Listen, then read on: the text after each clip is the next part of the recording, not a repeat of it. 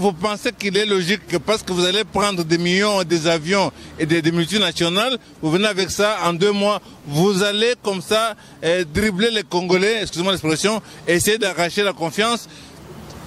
Vous avez mérité quoi? On peut poser la question, il y a 3 semaines, dans tout le pays, ici, dans tout le pays, qui était Fayoulou, personne ne connaissait. Qui était, même le nom de son parti, on ne connaît même pas. Donc, Fayoulou a été la fabrication de Genève. Genève, c'est quoi? Genève, ce sont les puissances étrangères, ce sont les multinationales étrangères qui veulent avoir la même base, faire même base sur nos gisements, sur nos mines, particulièrement notre cobalt et notre coltan. Donc, nous nous battons pour que les conditions de vie des Congolais changent. À partir du moment où vous allez vous mettre au service de puissances étrangères contre les intérêts des Congolais, pour que les Congolais continuent à croupir dans la misère, on ne peut pas accepter ça. Donc, j'invite les amis à laisser tomber toute cette bataille-là. C'est une bataille qui n'a pas de sens. Maintenant, ensemble, c'est notre pays, c'est notre Congo. Nous avons beaucoup de perspectives possibles aujourd'hui et laissons tomber ces choses-là. Ça ne mène à nulle part. Que M. Fayoulou laisse tomber ce qu'il fait là, ce n'est pas bon pour le pays. Avec ça, il roule contre les intérêts du peuple congolais. Il ne les soutient pas. Radio Bissonyonso Congo, RDC, une chaîne au cœur du monde. Merci à notre très cher abonné BNC Télé. Aujourd'hui, on a le réel plaisir de recevoir pour vous dans cet spécial entretien M. Corneille Mulumba. Nous signalons que M. Corneille Mulumba, il est parmi l'un des pionniers de l'IDPS. Avec lui, on va vraiment nager, analyser, discuter sur des questions d'actualité. M. Corneille Mulumba, bonjour. Bonjour. Écoutez, nous venons de très loin. Ça fait presque 4 décennies de combats politiques, de sacrifices, de privations. Je ne pense pas que quelqu'un peut en 2 mois, dans ce sous-continent qu'on appelle la RDC, se faire élire comme ça facilement par autant de millions de Congolais. Ça veut dire que le travail que nous avons fait depuis près de 40 ans maintenant a payé. Nous nous félicitons, c'est une joie pour nous et pour le Congo. Je pense que nous avons là atteint un autre objectif, c'est-à-dire que de la démocratie que nous avons, aujourd'hui nous avons, partant de zéro, nous avons mené un des nôtres à la tête du pays. C'est un exploit, je m'en félicite. C'est un exploit, vous en félicitez, mais aujourd'hui on acquise l'IDPS en général de devenir collaborateur de Joseph Kabila. Comment réagissez-vous? Mais Joseph Kabila n'est pas un monstre. Je pense que tous les Congolais ont regardé les images. Et je sais que nous, particulièrement les pionniers, on a été vilipendés. Parce que nous pensions depuis toujours qu'il fallait qu'on dialogue avec Kabila. Parce que pour nous, Joseph Kabila n'était pas un monstre. On nous a diabolisés. Aujourd'hui, les uns les autres, sinon tous les Congolais reconnaissent que non, cet homme a posé des actes très importants. Parmi ces actes, vous avez le code minier qui permet aux Congolais de profiter de leurs minerais. Vous avez les élections que nous avons financées nous-mêmes, c'est-à-dire que nous avons une certaine liberté d'action. Nous avons, pour notre souveraineté, pour notre autodétermination. Mais c'est Joseph Kabila qui a fait ça. Il a permis que la passation de pouvoir se passe dans le calme, dans la sécurité. Regardez notre pays, tout le monde prédisait l'hécatombe. Voilà que les choses sont passées en toute tranquillité. Et c'est lui-même qui a fait porter le foulard à Félix Tshisekedi. Donc, il fallait qu'on parle avec lui, il fallait qu'on discute avec lui. Aujourd'hui, avec ce qu'il a fait, il a montré qu'il pouvait tenir tête aux puissances étrangères. Nous souhaitons qu'effectivement, qu'il y ait un travail dans la collaboration. Je me réjouis du fait que le président Kabila ait lancé un appel pour une coalition de gauche.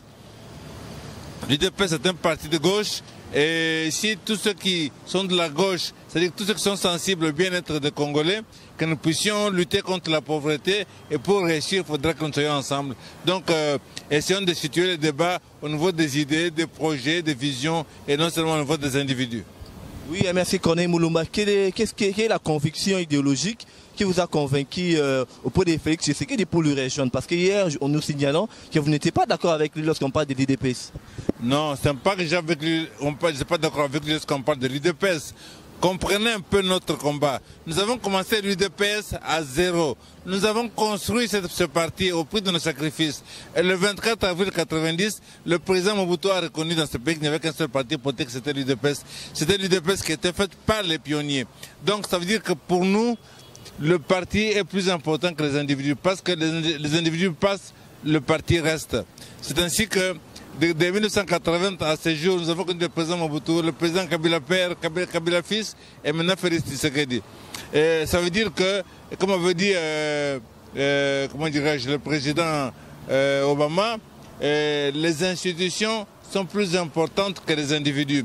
Donc notre combat pour avoir un parti politique fort, ça justifie pleinement. La preuve, c'est qu'aujourd'hui nous avons un président de la République, mais notre parti, le plus grand parti, celui qui a combattu pendant 40 ans, nous n'avons que 32 députés. Ça, c'est un échec à nos yeux en tant que pionniers, en tant que personnes qui voient le parti. Donc, lorsque nous nous battions pour que nous puissions organiser le parti, pour que nous soyons ensemble avec le parti, que nous nous serrions le coude, avoir un parti politique bien organisé, bien structuré, bien fort, c'était pour que ceci n'arrive pas. Parce que autant le président de la République, 50 000 personnes, autant c'est le parti qui permet d'avoir beaucoup de députés et beaucoup de sénateurs. Et parce que nous avons négligé le parti, contrairement au combat que menaient les pionniers, voilà que nous nous retrouvons avec un président de la République, mais nous n'avons que 32 députés sur 500. Ça, c'est malheureux. Donc notre combat était pleinement justifié. Donc ce n'était pas un problème d'individu, c'était un combat pour le parti, pour notre organisation. Mais aujourd'hui, Félix est là, Tshilombo est là, il est élu président des Congolais. Il n'est pas élu président de l'UDPS, il est le président de tous les Congolais. Et nous avons le devoir patriotique d'être à sa disposition, de le soutenir en termes d'idées.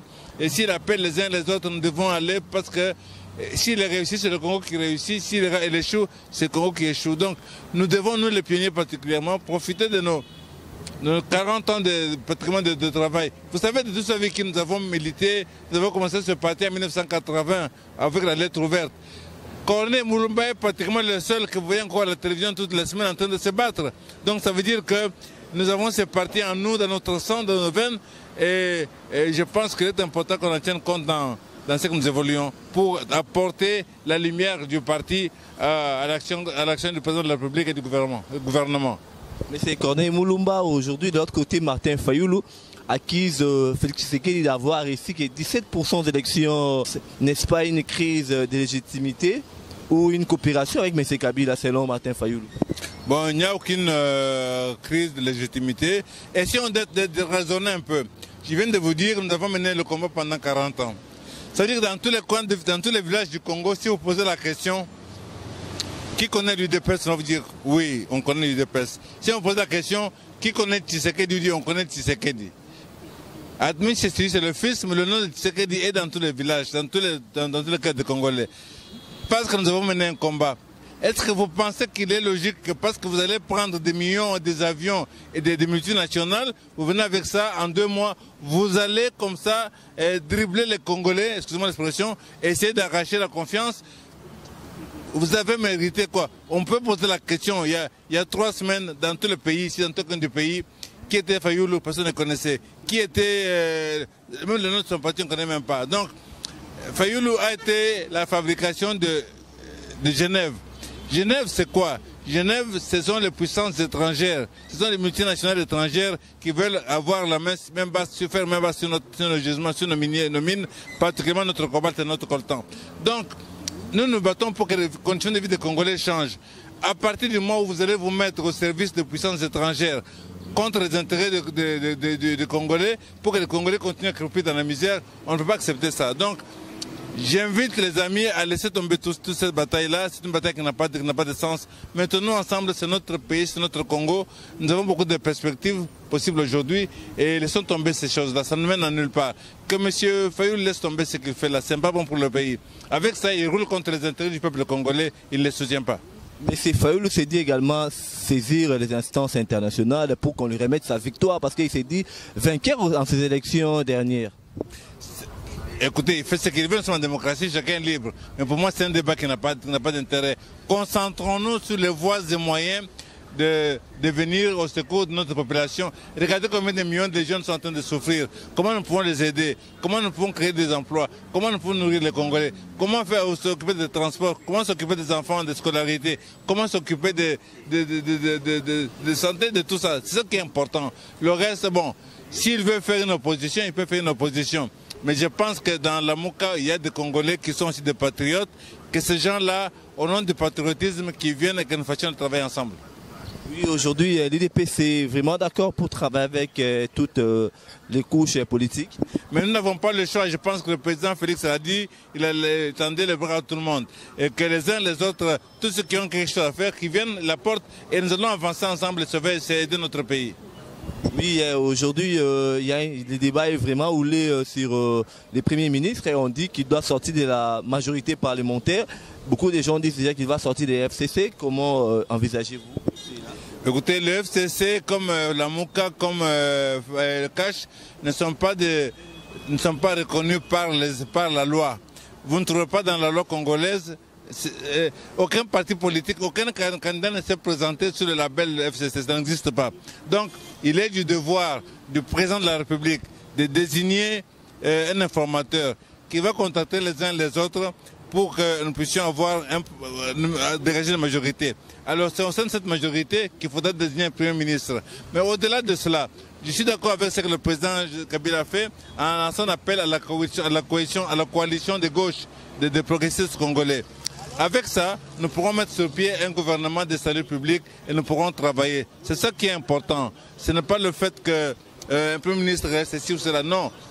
On va dégager la majorité, même alors il faudrait que nous serrions les coudes, nous ayons un gouvernement de salut public avec tous les patriotes, alors on pourra servir notre peuple. L'IDP, avec la tête du président de la République, Félix Tshisekedi, peut être en mesure de résoudre la crise internationale que nous avions dans ce pays. La crise que nous rencontrons, elle est très grave.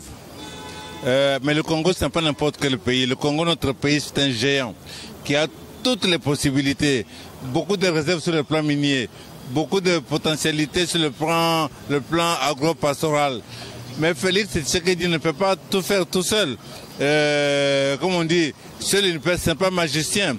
Mais avec l'appui de tout le monde, on peut arriver à quelque chose. Alors tout le monde commence d'abord par la réorganisation et la restructuration de l'UDPS.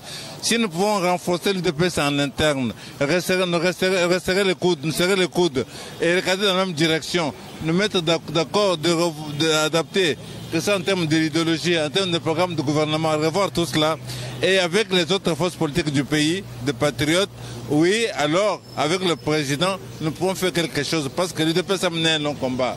Et nous n'abordons pas cette démarche avec un état vide, une tête vide. Il faut savoir qu'il ne se laisse pas manipuler ou qu'il ne se laisse pas avoir par tous les flatteurs, par tous les profiteurs qu'il y a. L'UDPS a mené un grand combat. C'est d'abord là qu'il faut puiser parce que vous avez des gens qui sont armés idéologiquement, qui ont sans sacrifice parce qu'on ne sait rien obtenir sans sacrifice. Donc je pense que nous sommes là pour l'aider. S'il fait appel à nous, il n'est pas président de l'UDPS, c'est le président de tous les Congolais qui pioche dans la nation congolaise tout ce qu'il faut, en commençant par l'UDPS bien sûr, pour renforcer ses rangs, pour avoir aussi des structures sur lesquelles il peut compter et nous pouvons surmonter la crise en RDC. Nous n'allons pas résoudre la crise mondiale, la crise du monde, mais en RDC nous sommes tout à fait en mesure d'y parvenir à condition bien entendu que nous continuons dans la dynamique de ce qui vient de se passer au cours de cette dernière année avec le code minier, avec les élections financées par nous-mêmes, donc l'autodétermination de la souveraineté. Voilà, donc c'est possible, c'est tout à fait possible. Oui, Président, ne craignez-vous pas que ces rapprochements avec le pouvoir avec Kabila puissent un peu salir votre image? Parce qu'il faut signaler que l'UDP s'est connu comme étant un parti du peuple. Comme a dit le président Tshisekedi, nous devons lutter contre la pauvreté. Mais alors, si nous devons lutter contre la pauvreté, nous avons besoin de tout le monde. Nous avons besoin de tout le monde. Il ne faut pas qu'on mette les gens de côté, ça ne sert à rien. Ceux qui ont des compétences, chacun à son niveau avec les compétences, nous pouvons arriver. Nous devons cesser de diaboliser les uns les autres. Nous devons nous intéresser au programme de gouvernement. Quel est le programme de gouvernement que nous pouvons mettre sur pied et qui peut nous aider à sortir le peuple de la misère? C'est ça qui est important. C'est un problème de programme, un problème d'idéologie et non plus un problème d'individu.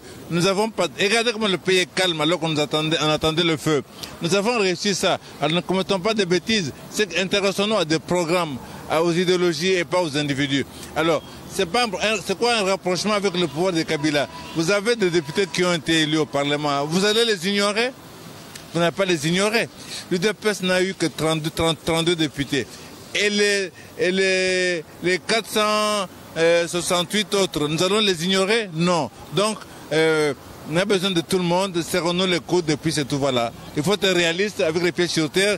Nous ne sommes pas des ennemis, nous sommes des patriotes et les patriotes mettent les forces ensemble. L'essentiel est que nous puissions faire de ce pays ce qui doit être, c'est-à-dire le leader en agitation. Il y a un peu de sentiment, mais je pense que ça va se calmer. Le Congo, nous avons des grandes perspectives. Vous savez, dans le monde aujourd'hui, dans les 10 ans à venir, il n'y aura plus de voitures à essence et voitures à mazout et diesel. Il n'y aura plus que de voitures électriques. Les voitures électriques ont comme composant essentiel la batterie électrique. Et cette batterie fonctionne avec le composant essentiel, c'est le cobalt. Et nous avons pratiquement plus de 70% des réserves mondiales de cobalt.